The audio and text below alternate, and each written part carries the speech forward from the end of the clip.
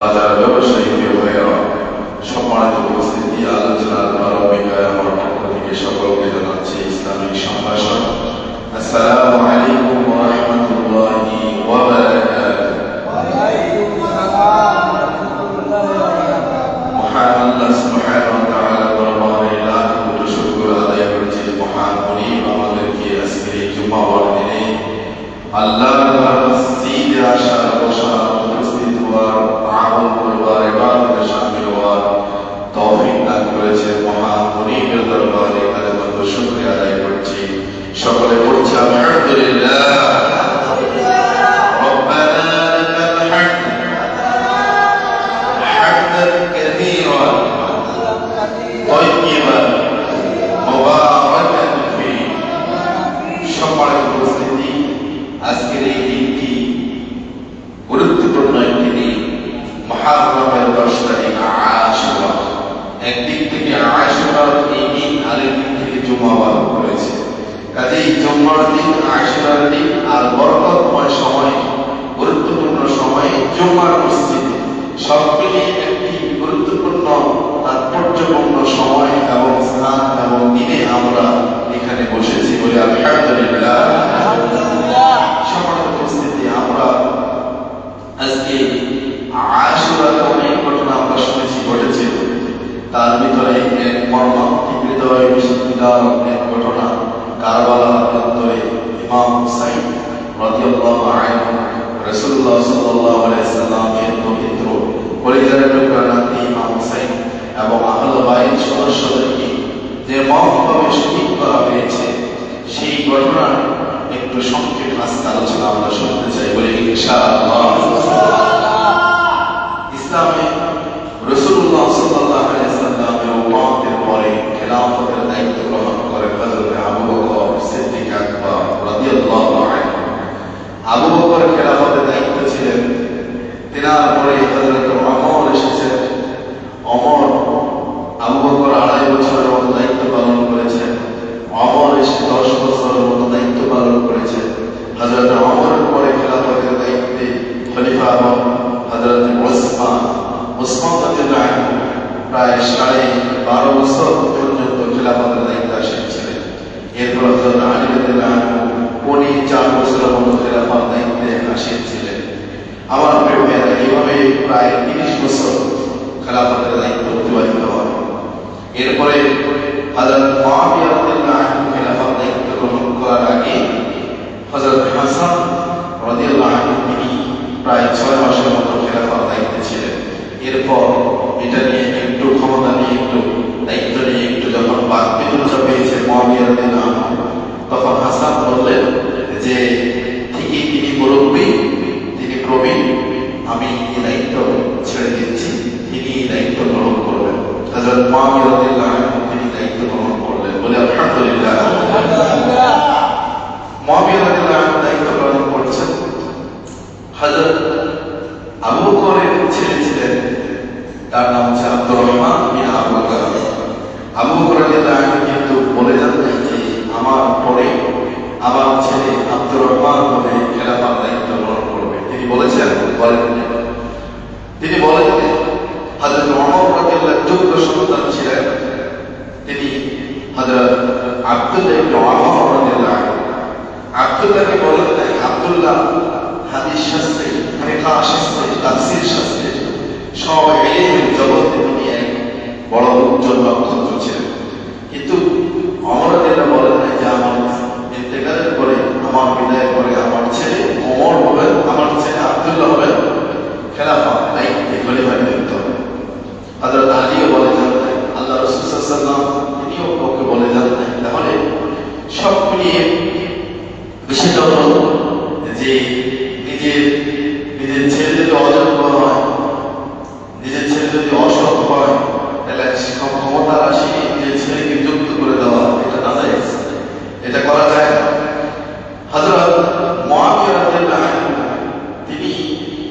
তিনি তার সন্তান ইয়াজিদকে তিনি জীবদ্দশায় বললেন যে আমার পরে আমার সন্তান ইয়াজিদ ক্ষমতার আসনে হবেন, তিনি হবেন পরবর্তী খলিফা। জীবদ্দশায় তিনি বললেন, সিরিয়াতে ঘোষণা দিলেন। অনেকেই তখন এই কথার উপরে বায়ান গ্রহণ করা শুরু করল। প্রিয় ভাইয়া, হযরত মুআবিয়া রাদিয়াল্লাহু আনহু ইন্তেকালের পরে 60 হিজরি রজব মাসে ইয়াজিদ 60 হিজরিতে রজব মাসে পিতার সিংহাসনে আসীন। এরপরে মাত্র ইয়াজিদ যখন সিংহাসনে আসীন তখন তার বয়স ছিল 34 বছর, একবারে যুবক, 34 বছর বয়স। মাত্র 3 বছর 7 মাস ক্ষমতায় ছিল। পরে 38 বছর বয়স যখন হয় তখন তিনি মারা যান। মাত্র 3 বছর 7 মাসে সব তছনছ করে দিলেন। নাউযুবিল্লাহি মিন যালিক। সময় কিন্তু বেশি কাল নাই, মাত্র 3 বছর 7 মাস। ইয়াজিদ রাষ্ট্রীয় ক্ষমতা ছিলেন মাত্র 3 বছর 7 মাস, কিন্তু 3 বছর 7 মাসে সব এলোমেলো করে দিলেন। ইয়াজিদ 61 হিজরি কারবালার ঘটনাটি ঘটিয়েছে। কত হিজরিতে? 61 হিজরিতে। ক্ষমতা গ্রহণ করেছেন কত হিজরিতে? 60 হিজরি রজব মাসে। 61 হিজরিতে এই ঘটনা ঘটিয়েছে। 62, 63, 64 হিজরির দিকে তিনি দুনিয়া থেকে বিদায় নিয়েছেন। এই রাসূলের পরিবারের প্রায় 19 জন সদস্য সহ 70 থেকে 72 জন সদস্য ছিলেন যারা শহীদ হয়েছেন, আর কোনো কোনো বর্ণনায় কম বেশি রয়েছে। সেই সময় কুফার লোকেরা চিঠি লিখতেছেন যে আমরা ইয়াজিদের এই রাষ্ট্রবাদ ক্ষমতার মান আমরা ইয়াজিদকে মানি না, আমরা আমাদের নেতা হিসেবে ইয়াজিদকে আমরা মানি না, আমরা আপনার হাতে বায়াত গ্রহণ করতে চাই। ইমাম হুসাইন, আপনি কুফাতে আসেন, আমরা আপনার অপেক্ষায় অধীর আগ্রহ নিয়ে অপেক্ষায় আছি। আপনি আসলে আপনার হাতে আমরা বায়াত গ্রহণ করব। এবার করে চিঠি আসতেছেন, একের পর এক চিঠিগুলো আসতেছে। ইমাম হুসাইন রাদিয়াল্লাহু আনহুর কাছে কোনো কোনো বর্ণনায় পাওয়া যায় কিতাবুল লেখা প্রায় 80,000 চিঠি এসে জমা হয়েছে। লোকেরা শুধু ইমাম হুসাইনের অপেক্ষায় আছে, ইমাম হুসাইনের হাতে তারা বায়াত গ্রহণ করবে। ইমাম হুসাইন রাদিয়াল্লাহু আনহু পরামর্শ গ্রহণ করলেন কি করা যায়।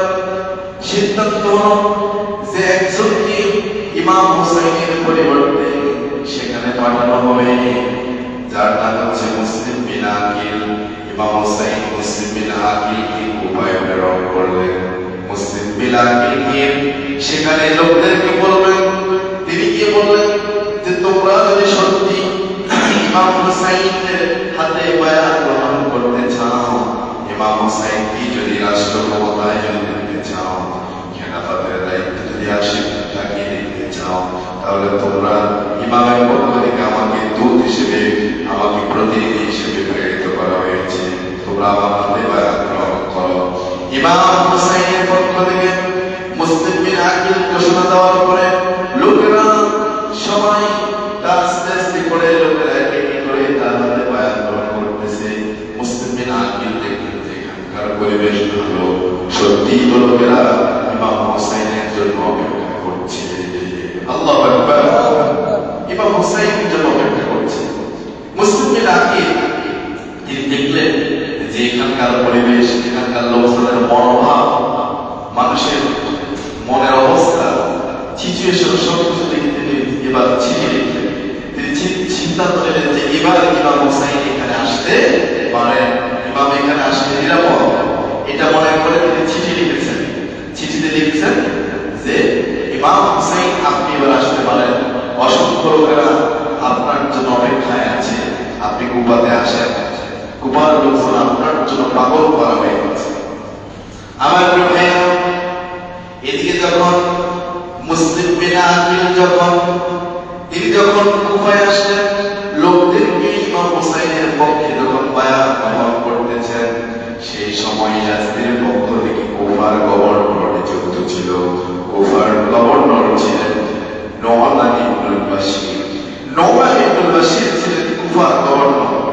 তো নোমান ইবনুল বাশির এটাকে ভালোভাবে শক্তভাবে মেনটেন করতে পারছেন না, কারণ নোমান ইবনুল বাশিরের হৃদয় হচ্ছে সফট, এটা হচ্ছে তার হৃদয়টা হচ্ছে হার্ড নয়, এটা তার হৃদয় মনটা হচ্ছে নরম। কিছু মানুষ দেখবেন নরম তবিয়তের, কিছু মানুষ হচ্ছে মানুষের হৃদয় খুব হার্ড থাকে। নরমাল ইবনুল বাশির সফট হৃদয়ে, এজন্য ইয়াজিদ চিন্তা করলো কোনো কারণে পরিস্থিতি যদি আস্তে আস্তে করে অন্যদিকে মোড় নেয়, নরমাল ইবনুল বাশির সেই গভর্নর আমার বিপক্ষে চলে যেতে পারে। কারণ ইমাম হুসাইন হচ্ছে রাসূলের নাতি, সেজন্য রাসূল সাল্লাল্লাহু আলাইহি ওয়াসাল্লামের দিকে পক্ষ অবলম্বন করে তার নাতির দিকেই যাবে, সত্যের দিকেই যেতে পারে। কারণ তার হৃদয় সফট, কারণ সে শক্তভাবে এটাকে করতে পারবে না। সুতরাং কি করতে হবে? এখানকার গভর্নর চেঞ্জ করতে হবে, পরিবর্তন করতে হবে। নরমাল ইবনুল বাশিরকে গভর্নর হিসেবে এখান থেকে পরিবর্তন করে হার্ড হৃদয়ে শক্তভাবে দমন করতে পারবেন, যাদের উপরে শক্তি প্রয়োগ করতে পারবে, এরকম ব্যক্তি একজন, তাকে এখানে এবার পাঠানো হলো ওবাইদুল্লাহ ইবনে জিয়াদ। ওবাইদুল্লাহ ইবনে জিয়াদকে এবার কুফার গভর্নর নিযুক্ত করা হলো। বলেন এবার কুফার গভর্নর কে? ওবাইদুল্লাহ ইবনে জিয়াদ। এর আগে ছিল কে? নওমান ইবনুল বাশির। এখন ওবাইদুল্লাহ ইবনে জিয়াদ এসে পরিবেশটা লক্ষ্য করলেন, তিনি সবকিছু আগে থেকে টের পেলেন। সে এসে আক্রমণাত্মক বক্তব্য দিলেন, আক্রমণাত্মক গেলেন, অ্যাটাক গেলেন। মুসলিম বিন আকিলকে যেই বাসা, যেই বাড়িতে আশ্রয় দেওয়া হয়েছিল, তিনি গিয়ে সেই বাড়িতে তার উপরে, সেই বাড়ির লোকজনের উপরে আক্রমণ করলো, হত্যা করা শুরু করলো। এরপর তাদেরকে একের পর এক হত্যা করলো। মুসলিম বিন আকিলকে যারা আশ্রয় দিয়েছিল তাদেরকে হত্যা করা হলো। ওবাইদুল্লাহ ইবনে জিয়াদ এবার আক্রমণ করতে করতে এক পর্যায়ে মুসলিম বিন আকিল হত্যা করে মুসলিম বিন আকিলের দেহটাকে গাছের সাথে ঝুলিয়ে রাখা হয়েছে। নাউযুবিল্লাহ মিন যালিক। গাছের সাথে কি করা হয়েছে? ঝুলিয়ে রাখা হয়েছে। আচ্ছা, হত্যা করছে, এটাতে গাছের সাথে কি ঝুলানোর দরকার আছে? গাছের সাথে ঝুলানোর কারণ হচ্ছে লোকজন এই পথ দিয়ে, রাস্তার এই পথ দিয়ে যাবে আর দেখবে যে কি ইমাম হুসাইনের পক্ষ থেকে ধুন্দাস আরে মেরে গাছের মধ্যে ঝুলিয়ে রাখবো, তাহলে আমরা কি ওর মতো লোককে গাছের মধ্যে ঝুলিয়ে রাখছে, তাহলে আমরা কি লোকরা ভয় পাবে? কথা বুঝে আসছে কিনা? এই চিন্তা করে তাকে গাছের মধ্যে ঝুলিয়ে রাখা হলো।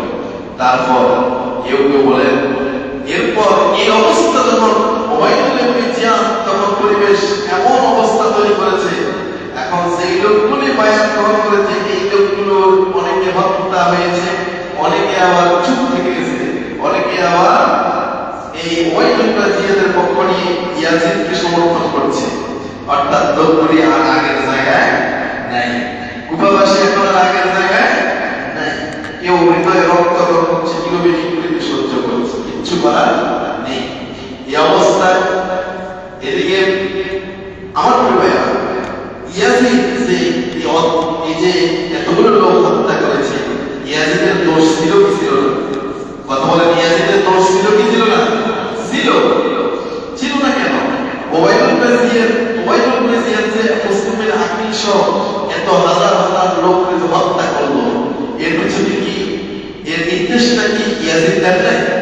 রাষ্ট্রীয় প্রধানমন্ত্রী, রাষ্ট্রপ্রধানরা যদি নির্দেশ না দেয়, কেউ কি আবার হাজার হাজার লোককে হত্যা করতো বা আপনার গণহত্যাকে চালাতে পারে? গণহত্যা চালাতে পারে রাষ্ট্রীয় উপর থেকে যখন নির্দেশনা সেভাবে কি আসে। তাহলে এই জন্য কি ইয়াজিদ দায়ী নয়?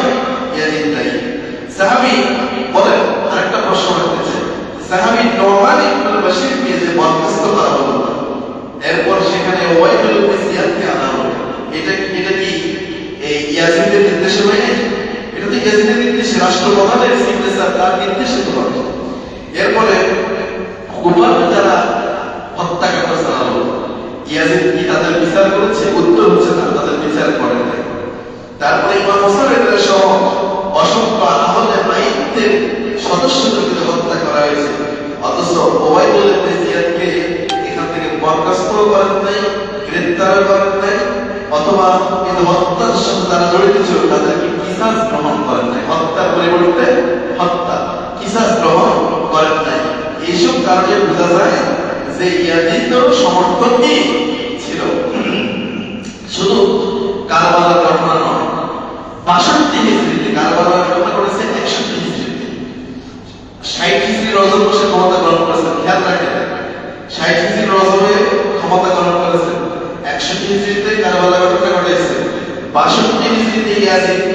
মদিনার মধ্যে সৈন্য পাঠিয়েছে।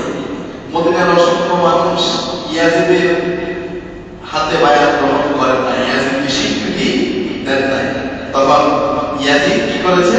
রাষ্ট্রীয় সৈন্যবাহিনী পাঠিয়েছে। মদিনার লোকেরা বললো, তাদেরকে বলা হলো, সৈন্যরা বললেন, হে মদিনার লোকেরা, তোমাদের হুসাইনকে তো হত্যা করা হয়েছে, শেষ করে দেওয়া হয়েছে, তোমরা আমাদের বায়াত গ্রহণ করছো না কেন? ইয়াজিদের বায়াত গ্রহণ করছো না কেন? ইয়াজিদের আনুগত্য করো, তাকে মেনে নাও। মদিনার লোকেরা বলল, না, আমরা ইয়াজিদকে আনুগত্য করবো না, ইয়াজিদের বায়াত গ্রহণ করবো না, তাকে আমরা মেনে নেব না। তাহলে বায়াত সদস্যদের জানে এমন একটা ঘটনা ঘটানো হয়েছে, রাসূলুল্লাহ সাল্লাল্লাহু আলাইহি ওয়াসাল্লামের কলিজার টুকরা ইমাম হোসেনকে শহীদ করা হয়েছে। আমরা এমন ব্যক্তির হাতে বায়াত গ্রহণ করব না। এবার ইয়াজিদের পক্ষ থেকে সৈন্যদেরকে নির্দেশ দেওয়া হলো যে তাদেরকে হামলা করো। মদিনার সকল লোকদেরকে যারা বায়াত গ্রহণ করেন নাই তাদেরকে হামলা করো, তাহলে বায়াত সদস্য হামলা করো। এমনকি তাকে কোনো হামলা করা হলো, এমনকি মদিনার মহিলাদের পুরো হামলা করা হলো। নাউজুবিল্লাহ বলেন, মহিলাদেরকে ধর্ষণ করা হলো। আল্লামা সুয়ুতি রাহিমাহুল্লাহ তার কিতাব তারিকুল খুলাফা বইয়ে তিনি উল্লেখ করেছেন। আল্লামা ইবনে কাসির রাহিমাহুল্লাহ তার আল বিদায়া ওয়াল নিহায়া গ্রন্থে এই ব্যাপারে লম্বা আলোচনা করেছেন। তিনি বলেছেন যে সেই সময় যখন মদিনার লোকগুলো যখন বলল, না, আমরা ইয়াজিদের আনুগত্য করব না, ইয়াজিদের বায়াত গ্রহণ করব না, তখন মদিনায় 1000-এর উপরে নারীর পেটে যারা সন্তান জন্ম নিল, দেখা গেল মহিলা সাহাবী পর্যন্ত ধর্ষিত হলো। নাউজুবিল্লাহ। এতগুলো সন্তান হয়, কতগুলো ধর্ষণের ঘটনা ঘটবে। এরপরে দেখা গেল তার এতটা নির্দয়, এতটা পাষাণ, এতটা লোকগুলো হত্যা করলো, মারলো, মহিলাদেরকে ধর্ষণ করলো। শুধু তাই নয়, মদিনায় শুধু নয়, এবার 63 হিজরির শেষের দিকে, 64 হিজরির প্রথম দিকে, 63 শেষ 64 প্রথম দিকে, এই সময় এবার তারা গেল মক্কায়। এবার অবশ্য কথা মক্কায় গেল। মক্কায় যারা ইয়াজিদের হাতে বায়াত গ্রহণ করেন তাদেরকে বলা হলো যে তোমরা বায়াত গ্রহণ করো, যদি না গ্রহণ করো এটা যা হওয়ার তাই হবে। তাদের উপর যখন হামলা করো, তারা বললো, না, আমরা বায়াত গ্রহণ করবো না, আমরা পাপিষ্ঠী অপরাধী এই লোকের আনুগত্য আমরা মেনে নেব না। তখন তাদের উপরে হামলা করা হলো। মক্কার লোকগুলো উপায়ন্তর না পেয়ে তারা কাবার ভিতরে গিয়ে ঢুকলো। তারা বুঝতে পারলো যে আমরা এ থেকে বাঁচার জন্য কাবার ভিতরে যদি ঢুকি তাইলে এখানে হত্যা করতে পারবে না, কারণ এই এরিয়ার ভিতরে হত্যাকাণ্ড সম্পর্ক হারাম, এখানে হত্যা করতে পারবে না। এটা ভেবে তারা কাবার ভিতরে আসবে, একবার ভিতরে চলে গেল। ইয়াজিদের সৈন্যরা কতটা জঘন্য পৈশাচিক আচরণ করলো দেখেন। ইয়াজিদের সৈন্যরা হারামের বাহির থেকে তারা এই একটা বেঞ্জামিন নামক একটা অস্ত্র, সেই সময় সে বেঞ্জামিন যখন নিক্ষেপ করলো, সেটা গিয়ে কাবার ওয়ালে গিয়ে করলো। হাজরে আসওয়াদের পাথরটা ভেঙে টুকরো টুকরো হয়ে গেল। এরপর দেখা গেল সেখানে ত্রাস সৃষ্টি করা হলো, হত্যা সংঘটিত করা হলো, মানুষের আক্রমণ করা হলো, যারা নাকি ইয়াজিদকে গ্রহণ করে না, ইয়াজিদের রাষ্ট্রীয় ক্ষমতার সিদ্ধান্তকে তারা ভালো চোখে দেখে না। আবার এরপর দেখা গেল 66 হিজরিতে ইয়াজিদ মারা গেছে। কত হিজরিতে? 66 হিজরিতে। মাত্র এই অল্প সময়ে 3 বছর 7 মাসের মতো এর ভিতরে যা অনেক কাণ্ড সে ঘটিয়ে দিল, সব তছনছ করে দিল। ইমাম হুসাইন চিঠি পেয়ে এবার রওনা হবেন। মনে আছে আপনাদের? মুসলিম বিন আকিল কি করেছেন? চিঠি লিখেছেন যে ভাই আপনি আসেন, এখানে পরিবেশ ভালো। তিনি চিঠি পেয়ে তিনি রওনা হলেন। প্রথম তিনি চলে গেলেন মক্কাতে।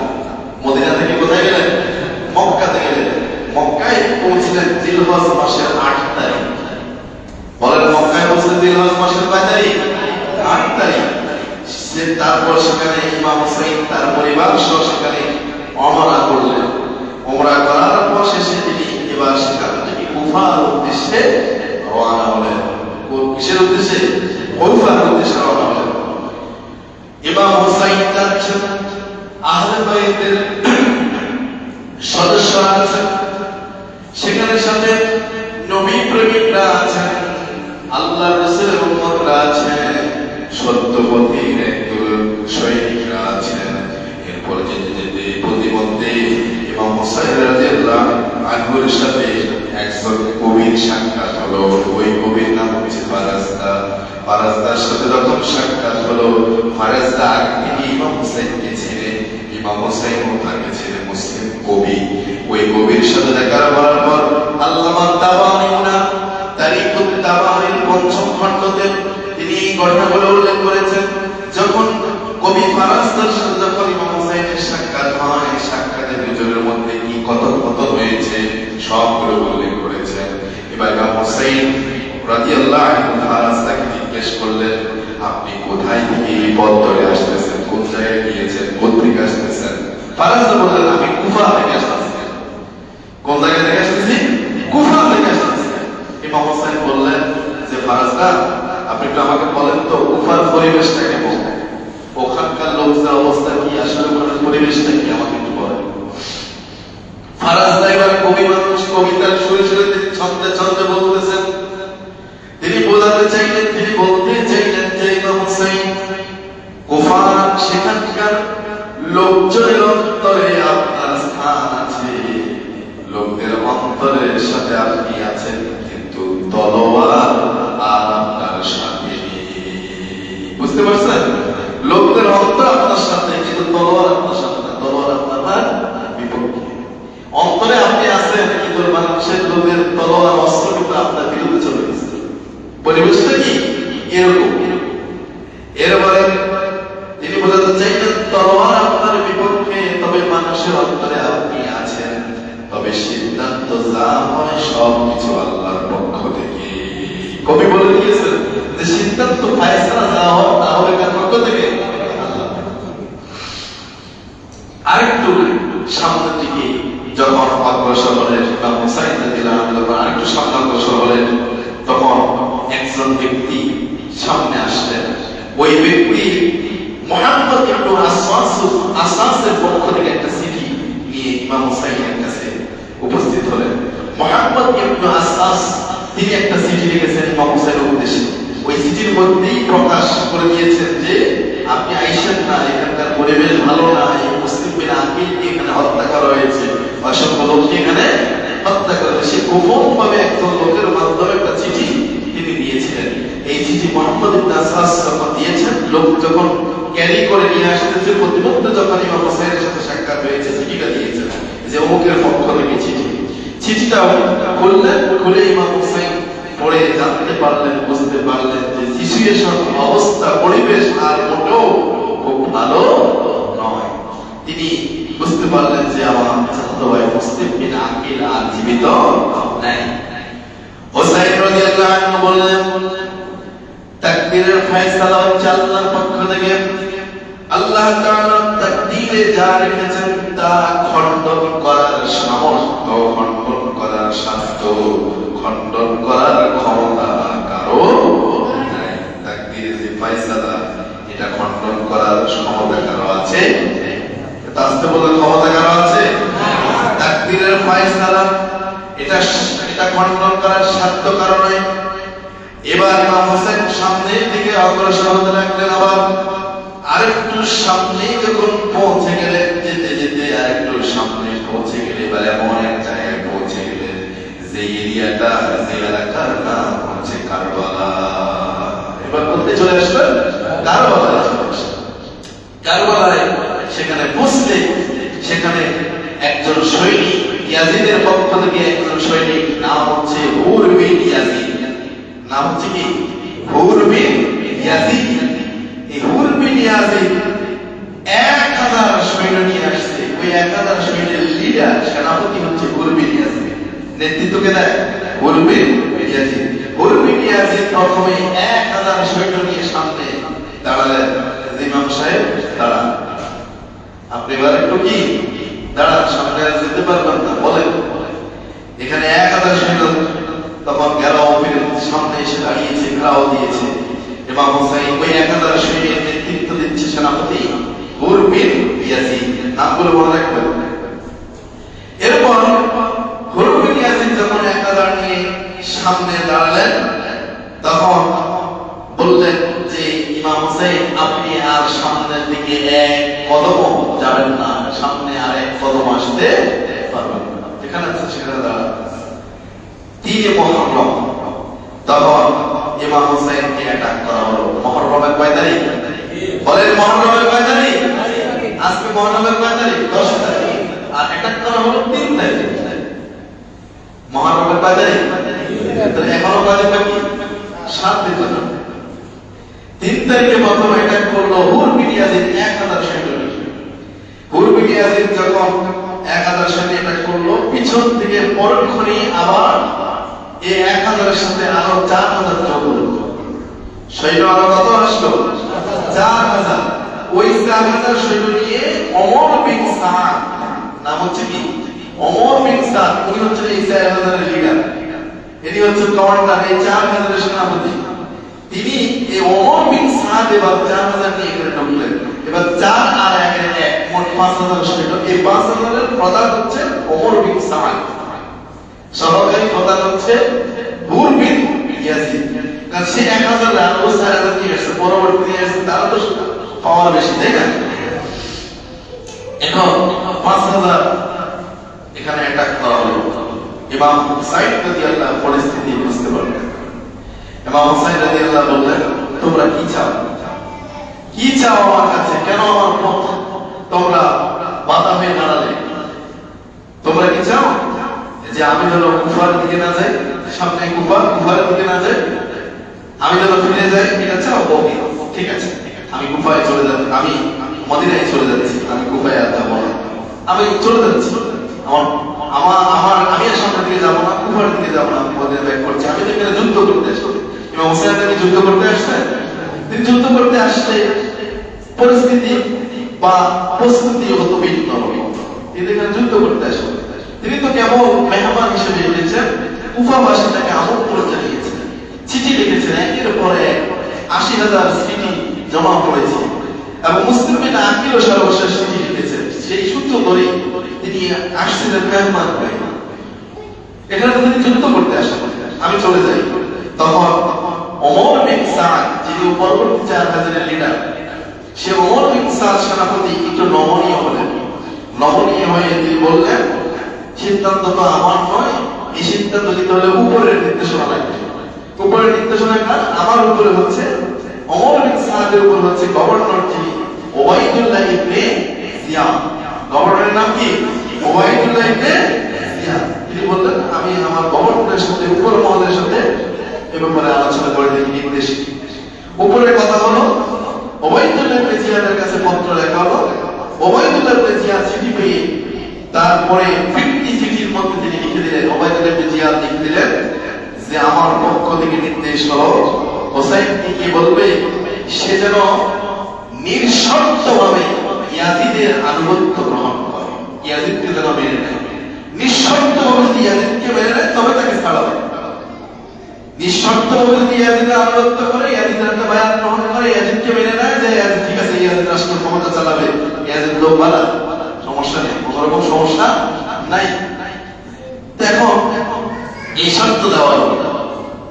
এই শর্ত যদি দেওয়া হয়, তখন বলা হলো ওবাইদুল্লাহ ইবনে জিয়াদের পক্ষ থেকে, গভর্নরের পক্ষ থেকে বলা হলো, তাহলে বিষয়টা আমরা ভেবে দেখব। তাহলে ইমাম হুসাইনের কাছে যখন এই প্রস্তাব যখন দেওয়া হলো, ইমাম হুসাইন রাদিয়াল্লাহু আনহু ঘৃণা ভরে এই প্রস্তাবকে প্রত্যাখ্যান করলেন। আলহামদুলিল্লাহ বলেন। আলহামদুলিল্লাহ। তার মানে এখান থেকে শিক্ষা হচ্ছে, অন্যায়ের কাছে মাথা নত করা যাবে। অন্যায়, অসৎ, তুচ্ছরিত্র ব্যক্তি ক্ষমতায় যদি থাকে, অসৎ নির্দেশনা যদি প্রদান করে, এই অসৎ অন্যায়কারীকে সমর্থন দেওয়া যাবে। এখান থেকে শিক্ষা। ইমাম হুসাইন দেওয়ার প্রস্তাব প্রত্যাখ্যান করলেন। এবার বললেন, যদি সেদিন ইমাম বলেন, যদি সেদিন ইমাম হুসাইন যদি ইয়াজিদের আনুগত্য করে নিত যে ঠিক আছে ঠিক আছে ওর রাষ্ট্র চালাক, আমি দরবার নিয়ে খানকা নিয়ে লোকদেরকে তালিম দিব, হ্যাঁ জিকির আজকারের ওয়াজ নসিহত করবো, এগুলো করবো, উনি রাষ্ট্র চালাক, সমস্যা নেই, মানে নিলাম আমি চলে যাই। তাহলে তো আর তিনিও শহীদ হতেন না, তার আহলে বাইত পরিবারের সদস্যদেরকে শহীদ হওয়া লাগতো না, রাসূল সাল্লাল্লাহু আলাইহি ওয়াসাল্লামের আহলে বাইতের সদস্য শহীদ হওয়া লাগতো না, ছোট ছোট বাচ্চাদের শহীদ হওয়া লাগতো না, অসংখ্য লোক কারবালার ময়দানে শহীদ হওয়া লাগতো না, তাই না? কিন্তু তিনি তা করেন নাই কেন? তিনি চিন্তা করেছেন আমি রাসূলুল্লাহ সাল্লাল্লাহু আলাইহি ওয়াসাল্লামের নাতি, আল্লাহ রাসূল তিনি এত রক্ত ঝরিয়ে, সাহাবা এত রক্ত ঝরিয়ে যে ইসলাম প্রতিষ্ঠিত করেছে, যে হক প্রতিষ্ঠিত করেছে, যে সত্য কায়েম করেছে, আমি এই রাসূলের সেই রাসূলের নাতি হই, সেই রাসূলের কলিজার টুকরা দরিদ্র হই, আমি কি করে সেই সত্য থেকে বিচলিত হব, সেই সত্য থেকে পদচ্যুত হব, আমি সেই সত্য থেকে কেন সরব, কেন আমাদের ময়দানে কি জবাব দেব? আমার নানা জানি তো লজ্জিত হয়ে পড়বেন, কারণ মুহাম্মদ সাল্লাল্লাহু আলাইহি ওয়াসাল্লাম আখির নবী, তার নাতি সত্য থেকে বিচ্যুতি ঘটে, সেই এরকম অসৎ উচ্চরিত্র লোকের আনুগত্যকে মেনে নিয়েছে, তাকে সমর্থন করেছে। তাহলে ইমাম হুসাইন সত্যের পথে তিনি বাতিলের কাছে মাথা নত করেন নাই, তিনি বাতিলের কাছে মাথা নত না করে সত্যের পথে শির টান করে দাঁড়িয়ে গিয়েছেন, শহীদি কাতরানা পেশ করেছেন। তারপর অসত্যের কাছে, মিথ্যার কাছে, তাগুতি শক্তির কাছে তিনি কখনো আপোষ করেন নাই। বলি আলহামদুলিল্লাহ। প্রিয় ভাইয়েরা, এখান থেকে আমাদের জন্য শিক্ষা হচ্ছে অসত্যের কাছে, মিথ্যার কাছে, তাগুতি শক্তির কাছে আর কখনোই মাথা নত করা যাবে। আমার প্রিয় ভাইয়েরা, এবার পানি বন্ধ করে দেওয়া হলো, ফোরাত নদীর তীরে কাছেই পানি, কিন্তু পানি বন্ধ করে দেওয়া হলো। দেখা গেল মুহররমের ৭ তারিখ চলে গেল, পানি বন্ধ। ওবায়দুল্লাহ ইবনে জিয়াদের নির্দেশে ওমর বিন সাদ পানি বন্ধ করে দিলেন। ৭ তারিখে বন্ধ, ৮ তারিখ বন্ধ, ৯ তারিখ বন্ধ, ১০ তারিখ শহীদের নাজরানা পেশ হওয়া শুরু হলো। আলহামদুলিল্লাহ। আমার প্রিয় ভাইয়েরা, হোসেনকে তারা বলল মুক্তির রাস্তা একটাই খোলা, নিঃশর্ত আনুগত্যের বায়াত গ্রহণ করো। কিন্তু তিনি এই প্রস্তাব প্রত্যাখ্যান করলেন। ভয়াবহ এক জটিল পরিস্থিতি গিয়ে দাঁড়ালো। এরপর হুর বিন ইয়াজিদ, মনে আছে? হুর বিন ইয়াজিদ গোপনে ইমাম হুসাইন রাদিয়াল্লাহু আনহুর কাছে তাবুতে আসলেন। এসে গোপনে এসে বললেন যে ইমাম হুসাইন, আমি তো আপনার বিরুদ্ধে ১০০০ সৈন্য নিয়ে এসে প্রথমে অ্যাটাক করেছিলাম, আমাকে মাফ করে দেন, আমার ভুল হয়ে গেছে ইমাম, আমি বড় ভুল করে ফেলেছি, আমি তো প্রথমে আপনাকে অ্যাটাক করলাম, পথে বাধা পেয়ে দাঁড়ালাম, আমি ১০০০ সৈন্য নিয়ে এসেছি, আমাকে মাফ করে দেন, এখন থেকে ইমাম আমি আপনার সাথী হয়ে গেলাম। সুবহানাল্লাহ। হুর বিন ইয়াজিদ বললেন, আল্লাহর কসম দিয়ে বলি, আমাকে যদি জান্নাত এবং জাহান্নাম সামনে দিয়ে যদি বলে তুমি কোনটা বেছে নেবে, তাহলে একটা বেছে নাও। আমি আল্লাহর কসম করে বলছি, আমাকে যদি দুনিয়ায় যদি টুকরো টুকরো করে ফেলা হয়, আমাকে যদি আগুনে ভস্মীভূত ছাই করে ফেলা হয়, আমাকে যদি ফাঁসির মঞ্চে ঝুলানো হয়, তারপর আল্লাহর নবীর দরিদ্র শুনেন, আমি আল্লাহর কসম করে বলছি, আমি তারপর জান্নাতকে প্রাধান্য দেব। ইমাম হুসাইন, এই মুহূর্তে আমি ইয়াজিদের সঙ্গ ত্যাগ করে আপনার হাতে বায়াত গ্রহণ করলাম, আপনার জন্য জীবন দিতে প্রস্তুতি গ্রহণ করলাম। আল্লাহু আকবার। আমার প্রিয় ভাইয়েরা, হুর বিন ইয়াজিদ তিনি তার ভুলের জন্য অনুতপ্ত হলেন, ক্ষমা চাইলেন। এরপরে পরিবেশটা কি হলো? পরিবেশটা যা হওয়ার তাই হলো। সময় কম, আমি একবারে সংক্ষেপে তুলে ধরছি ঘটনাটা। প্রিয় ভাইয়েরা, এরপর যা হওয়ার তা যখন শুরু হলো, এর আগের কিছু কথা আপনাদের সামনে তুলে ধরি। রাসূলুল্লাহ সাল্লাল্লাহু আলাইহি ওয়াসাল্লামের দরিদ্র ইমাম হুসাইন রাদিয়াল্লাহু রাত্রি বেলায় তিনি যখন নিদ্রা আসলো বা তন্দ্রাচ্ছন্ন ভাব হলো, তখন তিনি স্বপ্নে যোগে তার নানা রাসূলুল্লাহ সাল্লাল্লাহু আলাইহি ওয়াসাল্লাম তিনি স্বপ্ন যোগে দেখতে পান। সুবহানাল্লাহ। যা মেসেজ পাওয়ার, যা ইঙ্গিত পাওয়া তা তিনি পেয়ে গেলেন, তা তিনি বুঝে গেলেন, যা হওয়া তাই হবে তিনি বুঝতে পারলেন। এরপরে ইমাম হুসাইন রাদিয়াল্লাহু আনহু তার সঙ্গী সাথী সহচরদেরকে ডাকলেন, ডেকে তিনি এক বক্তব্য প্রয়োগ করলেন, তাদের উদ্দেশ্যে কিছু দিক নির্দেশনা এবং তার নির্দেশনা পেশ করলেন। তিনি ইমাম হুসাইন বললেন যে পরিবেশ পরিস্থিতি আপনারা অবগত আছেন, এখন কি হতে যাচ্ছে বা সামনে কি হচ্ছে বা হবে, সুতরাং আপনারা আমার সাথে এসেছিলেন, আমাকে ভালোবেসে আমার সাথে থেকেছিলেন, কিন্তু পরিবেশ তো আজকে আমাদের অনুকূলে নয়, পরিবেশ আজ ভয়াবহ।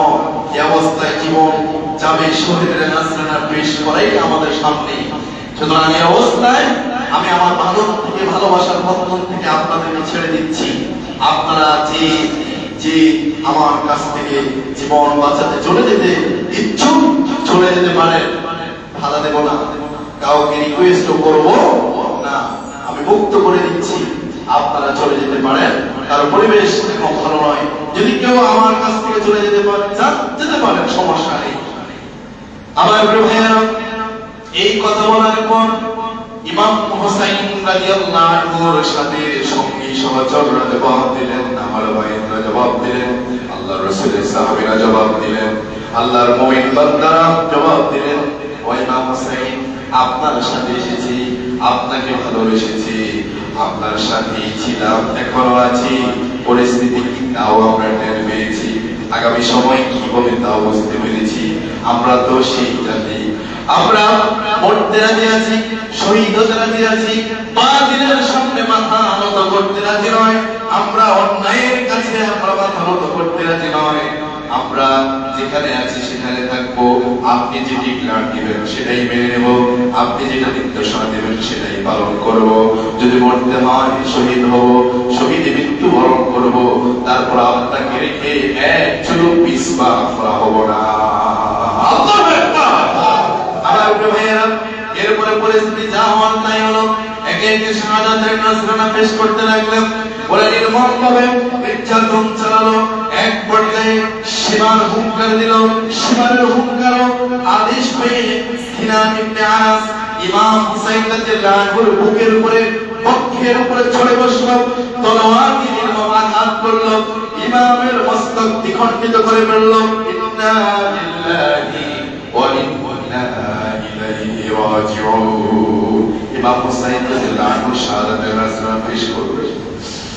আমার প্রিয় ভাইয়েরা, সংক্ষেপ করছি, ইবনে জিয়াদের দরবারে যখন হুসাইনের মস্তককে নেওয়া হলো, দ্বিখণ্ডিত মস্তকটাকে বর্ষায় করে যখন নেওয়া হলো, সে মস্তকের উপর আঘাত করা হলো, উল্লাস করা হলো। এখনো এই জমিনে অনেক আছে, একটা লোককে মেরে ফেলেছে, দেখা যাবে লাশের উপরে তারা নৃত্য করে, তারা উল্লাসে মেতে পড়ে। এরকম পাষণ্ড মানুষ আছে না নাই? কথা বলা আছে না নাই? লোকটাকে মেরে ফেলেছে, পাষণ্ড কথাটা, ওই লোক মৃত বডি, ওই মৃত্যুর উপরে তারা দেখা যায় নৃত্য করে, নাচ করে, উল্লাস করে, উল্লাসে পেটে পড়ে।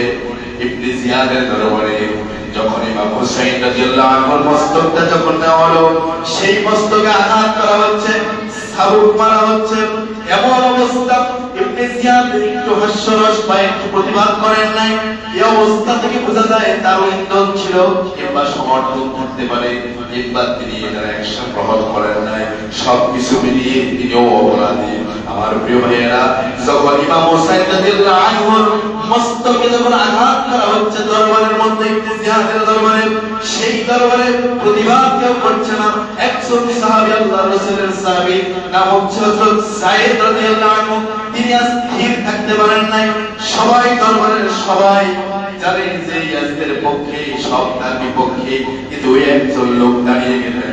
হযরত সাঈদ রাদিয়াল্লাহু আনহু প্রতিবাদ করলেন, প্রতিবাদ করে তিনি রাগান্বিত স্বরে তিনি বললেন, হুঙ্কার দিলেন, বললেন, ও পাষণ্ডের দল শোনো, এই যে মস্তকে আঘাত করছো, তাকে আজকে দ্বিখণ্ডিত করেছ, সেই ইমাম হুসাইন রাদিয়াল্লাহু আনহু এই মস্তকটা, এই মাথাটাকে আমি দেখেছি আল্লাহর রাসূল সাল্লাল্লাহু আলাইহি ওয়াসাল্লাম ইমাম হুসাইনের এই মাথায়, কপালে, তার গালে, তার গলায় কতবার, শতবার, হাজারবার চুমু খেয়েছে।